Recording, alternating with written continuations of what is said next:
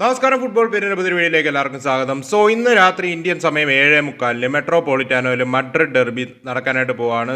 ഈ സീസണിൽ രണ്ട് ടീമുകളും റയൽ മാഡ്രിഡ് ആണെങ്കിലും അത്ലറ്റിക്കോ മാഡ്രിഡ് ആണെങ്കിലും നേരിടാൻ പോകുന്ന അവരുടെ ബിഗസ്റ്റ് ടെസ്റ്റാണ് ഇന്ന് രാത്രി ഇന്ത്യൻ സമയം 7:45 നടക്കുക.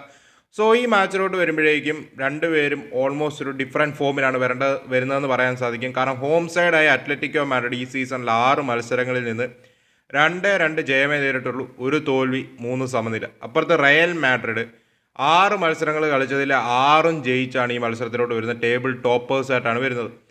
ഈ ഒരു മത്സരത്തിലോട്ട് വരുമ്പം അത്ലറ്റിക്കോ മാഡ്രിഡിന് അത്യാവശ്യം ഇഞ്ചറി ഇഷ്യൂസ് ഉണ്ട്. ജിമിനസ് ഈ മാച്ച് കളിക്കത്തില്ല എന്നാണ് റിപ്പോർട്ട്. കാർഡോസോ ഇഞ്ചറി കാരണം ഔട്ടാണ്. അൽമാഡയും അവൈലബിൾ അല്ല എന്നാണ് റിപ്പോർട്ടുകൾ വരുന്നത്.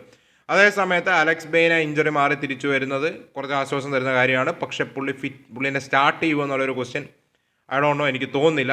അപ്പുറത്ത് റയൽ മാഡ്രിഡ് ടീമിലോട്ട് വരുമ്പോഴേക്കും റയൽ മാഡ്രിഡ് ഇപ്പോൾ മിഡ് വീക്കിൽ നടന്ന മത്സരത്തിൽ ചൗമനിക്കും ഡാനി കർവഹാളിനും ഒക്കെ പോലത്തെ പ്ലേയേഴ്സിന് ഇവൻ എഡർമിലിട്ടാവിനും ഒക്കെ റെസ്റ്റ് കൊടുത്തു. കുറച്ചുകൂടെ ഫ്രഷർ ആയിട്ടുള്ള ഒരു സ്ക്വാഡായിട്ട് തന്നെയായിരിക്കും അവർ വരിക. റുഡിഗറും മെൻഡി ഇഞ്ചറി വറീസ് മാത്രമാണ് റയൽ മാഡ്രിഡിന് അപ്പുറത്തുള്ളതും. ഈ ഒരു മത്സരത്തിലോട്ട് വരുമ്പോഴേക്കും ഓൺ പേപ്പർ ക്ലിയർ ഫേവറേറ്റ്സ് ഈ സീസണിലെ ഫോം വെച്ച് റയൽ മാഡ്രിഡ് തന്നെയാണ്. പക്ഷേ നമുക്കറിയാം അത്ലറ്റിക്കോ മാഡ്രിഡ് എപ്പോഴൊക്കെ ഒരു അണ്ടർ ഡോഗ്സ് ആയിട്ടുണ്ടോ, അഥവാ അവരുടെ സീസണിൽ മോശമായിട്ടാണ് പെർഫോമൻസ് പോകുന്നത് നമുക്ക് തോന്നിയിട്ടുണ്ടോ, അപ്പോഴൊക്കെ ബിഗ് മാച്ചസിൽ നമ്മളെ സർപ്രൈസ് ചെയ്ത ഒരു ചരിത്രം സിമിയോണിയുടെ അണ്ടറുണ്ട് അത്ലറ്റിക്കോ മാഡ്രിഡ്. നമ്മൾ ഈ വീഡിയോയിൽ റയലിനെ കുറിച്ച് ഞാൻ കൂടുതലൊന്നും പറയുന്നില്ല. കാരണം റയൽ മാഡ്രിഡ് കുറിച്ച് നമ്മൾ കൂടുതൽ അനാലിസിസ് നടത്തിയിട്ടുണ്ട്. ആൻഡ് ഈ വീഡിയോയിൽ ഞാൻ ഒത്തിരി അനാലിസിസ് ഒന്നും പറയാനായിട്ട് ഉദ്ദേശിക്കുന്നില്ല. ബട്ട് അത്ലറ്റിക്കോ മാഡ്രിഡിൽ നിന്ന് എന്ത് എക്സ്പെക്ട് ചെയ്യാം, അത്ലറ്റിക്കോയുടെ ചെറിയൊരു ഇഷ്യൂ ഞാനൊന്ന് പോയിന്റ് ഔട്ട് ചെയ്യാനായിട്ടാണ് ഈ വീഡിയോയിൽ മെയിനായിട്ട് ഉദ്ദേശിക്കുന്നത്. നമുക്ക് നേരെ വീഡിയോയിലോട്ട് കിടക്കാം.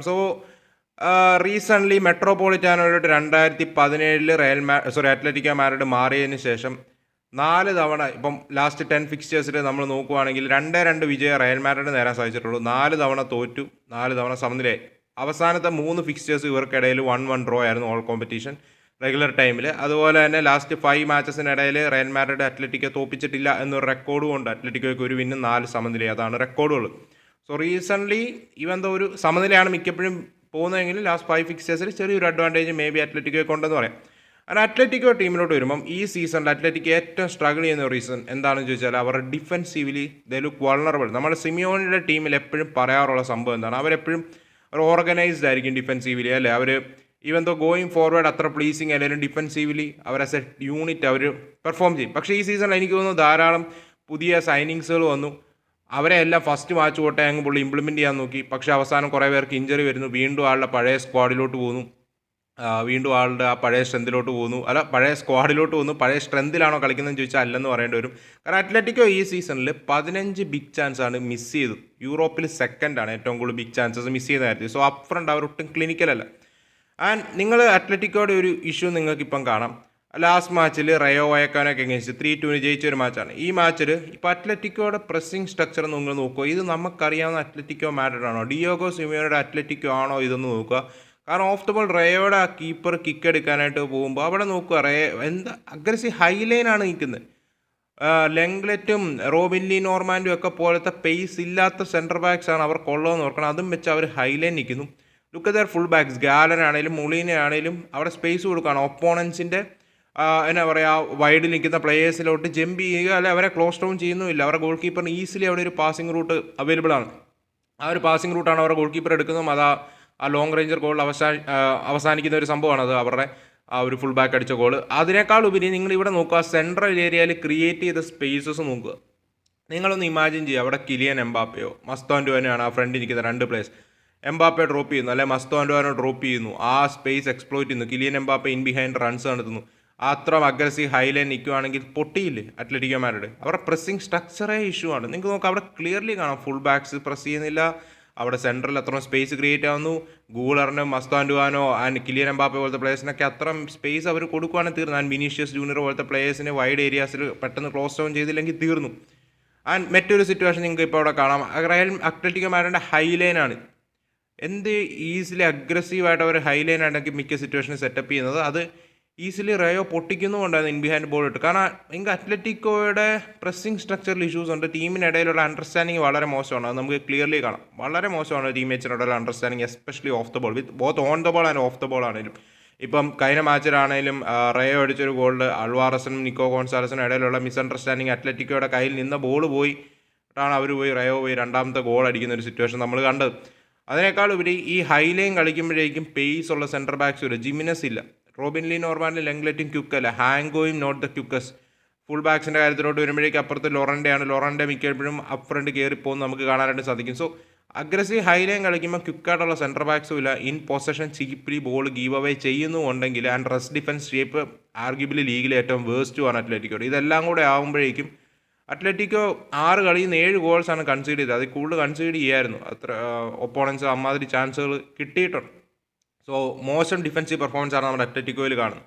ആൻഡ് അത്ലറ്റിക്കോ പോസിറ്റീവ്സ് ഉണ്ടോ എന്ന് ചോദിച്ചാലുണ്ട്. ഇപ്പം ഗ്രീസ്മാൻ്റെ പെർഫോമൻസ് ബെറ്റർ ആണ് ലാസ്റ്റ് സീസണോട് കമ്പയർ ചെയ്യുമ്പോൾ. അൽവാറസ് സ്കോർ ചെയ്യുന്നുണ്ട്. പക്ഷേ എൻ്റെ ഒരു അഭിപ്രായത്തിൽ Atletico can play better with this side, അവർക്കുള്ള ഈ ഒരു സ്ക്വാഡ് വെച്ച്. മേ ബി സിമിയോണി ഇപ്പം ഇൻ്റർവ്യൂവിൽ പിന്നെ പ്രസ് കോൺഫറൻസിൽ പറഞ്ഞൊരു കാര്യമാണ്, we should be ready to suffer. Maybe ഈ മാച്ചിൽ പുള്ളി എക്സ്ട്രാ അഗ്രസീവ് ഡീപ്പിൽ കളിക്കുമോ, ഒരു ഡിഫൻസീവ് ബ്ലോക്ക് ഇടുമോ, നമ്മൾ കഴിഞ്ഞ മാച്ചുകളിൽ കണ്ട പോലത്തെ ആ ഒരു ഹൈലൈൻ ടാക്ടിക്സ് പുള്ളി ഇറക്കാതിരിക്കുമോ എന്നുള്ളതൊക്കെയാണ് ഞാൻ ഈഗർലി നോക്കിക്കുന്നത്. മേ ബി പുള്ളി കുറച്ച് ഡിഫൻസീവ് അപ്രോച്ചിലോട്ട് പോകും. ഇവൻ നമ്മൾ ലിവർപൂളിൻ്റെ എഗെയിൻസ്റ്റ് ആണെങ്കിലും ആൻഫീൽഡിൽ ചെന്ന് നന്നായിട്ട് കളിച്ചെന്ന് പറഞ്ഞാലും ആ മാച്ചിൽ നമ്മൾ കണ്ടു 3 ഗോൾസ് അവർ കൺസീഡ് ചെയ്തു. ആൻഡ് ലിവർപൂൾ 2-0 ആക്കിയതിന് ശേഷം 3-0 4-0 ആക്കാനായിട്ടുള്ള നല്ല അവസരങ്ങളുണ്ടായിരുന്നു. ലിവർപൂൾ ഒട്ടും ക്ലിനിക്കൽ അല്ലായിരുന്നു ആ മാച്ചിൽ.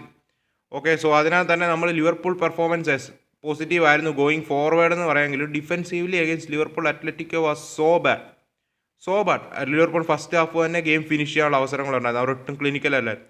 ആൻഡ് ഇപ്പോഴത്തെ അത്ലറ്റിക്കോയുടെ ലൈനപ്പിലോട്ട് വരുമ്പോഴാണ് എനിക്ക് ചെറിയൊരു കൺഫ്യൂഷൻ ഉള്ളത്. സോ അത്ലറ്റിക്കോ 4-4-2 ഷേപ്പിൽ കളിപ്പിക്കുന്ന നമ്മൾ കണ്ടു. ഇപ്പം നിങ്ങൾക്ക് കാണാം ഈ ഒരു 4-4-2 ഷേപ്പ് ഇട്ട് അവർ കളിപ്പിക്കാറുണ്ട്. ഹാങ്കോനെ ലെഫ്റ്റ് ബാക്കും, Robin Le Normand Lenglet centre ബാക്കും, ഇപ്പം ഒന്നെങ്കിൽ മൊളീന അല്ലെങ്കിൽ ലൊറൻ്റെയോ റൈറ്റ് ബാക്ക്. മിഡ്ഫീൽഡ് കൊക്കയോ ഗാലഗറോ ഇതിൽ. And Pablo Barrios definitely start ചെയ്യും. പാബ്ലോ ബാരിയസിനൊപ്പം കൊക്കയോ ഗാലഗറോ and Nico Gonzalez Simeone. And up front Griezmann അല്ലെങ്കിൽ റാസ്പഡോറി അലോങ് വിത്ത് അൽവാറസ്, അല്ലെങ്കിൽ സോർലോ ഈ മാച്ച് തിരിച്ച് സസ്പെൻഷൻ കഴിഞ്ഞ് വരുന്നുണ്ട്. മേ ബി പുള്ളിയാവും, നമുക്കറിയത്തില്ല. അല്ലാതെ പുള്ളി 5 at the back സിസ്റ്റവും കളിപ്പിക്കാറുണ്ട്. ലാസ്റ്റ് റയോ വയക്കാന മാച്ചിൽ 5 man ബാക്കാണ് പുള്ളി കളിപ്പിച്ചത്. നിങ്ങൾക്ക് ഇപ്പോൾ ഇവിടെ സ്ക്രീനിൽ കാണാം. ഗ്യാലനെ പുള്ളി ലെഫ്റ്റ് ബാക്കായിട്ട് സ്റ്റാർട്ട് ചെയ്യുന്നു. And Hancko, Robin Le Normand, Llorente, Molina ആ ഒരു ബാക്ക് 5 പുള്ളി സെറ്റ് ചെയ്യുന്നു.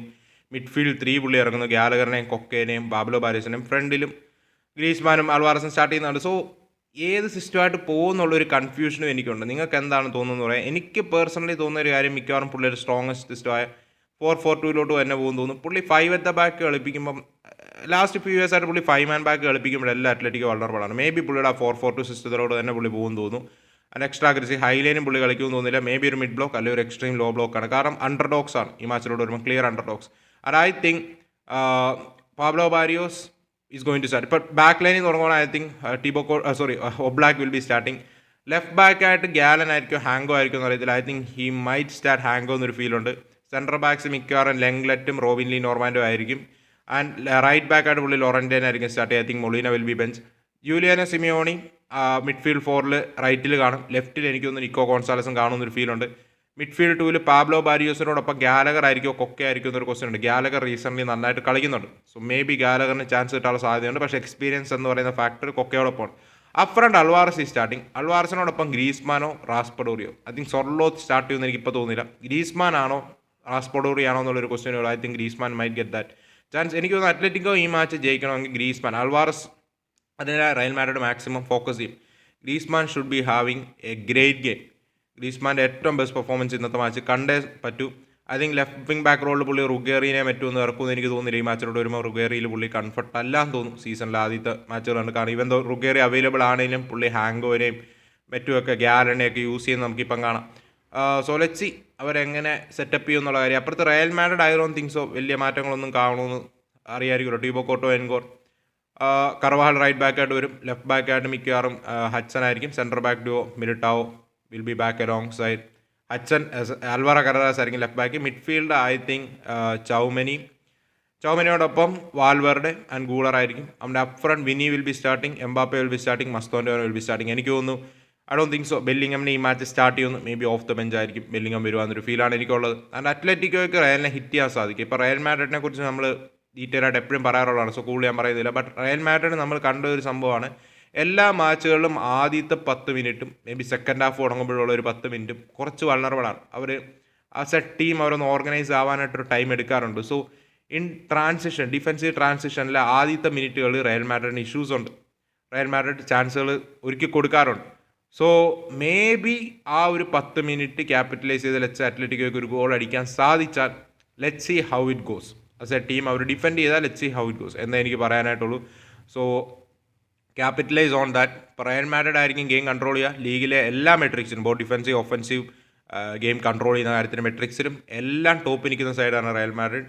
So let see how it goes. So നിങ്ങൾക്ക് എന്താണ് ഈ മാച്ചിലോട്ട് വരുമ്പോൾ ഉള്ള opinion, predictions? Will we see Atletico Madrid stepping up എന്നതാണ് ഒരു ക്വസ്റ്റ്യൻ. നിങ്ങൾ നിങ്ങളുടെ പ്രഡിക്ഷൻസ് കമൻറ്റ് ചെയ്യുക. ആൻഡ് നമ്മൾ 15,000 ക്ലോസ് ആയിക്കൊണ്ടിരിക്കുകയാണ്. സോ എല്ലാവരും ഒന്ന് സപ്പോർട്ട് ചെയ്യുക. ആൻഡ് വീഡിയോ ഇഷ്ടപ്പെടുകയാണെങ്കിൽ ഒന്ന് ലൈക്ക് ചെയ്ത കാര്യവും പരിഗണിക്കുക. സോ നമുക്കിനി 9,85,000 സബ്സ്ക്രൈബേഴ്സോടെ ഉള്ളൂ. ഒരു 85,000, ഇപ്പോൾ 15,000 ഹിറ്റ് ചെയ്താൽ പിന്നെ ഒരു 9,85,000 സബ്സ്ക്രൈബേഴ്സോടെ കിട്ടുവാണെങ്കിൽ നമുക്ക് 1 മില്യൺ ആക്കാൻ സാധിക്കും. Okay, so let's go for that. അപ്പോൾ നമുക്ക് വൈൻഡ് അപ്പ് ചെയ്യാം. Bye all.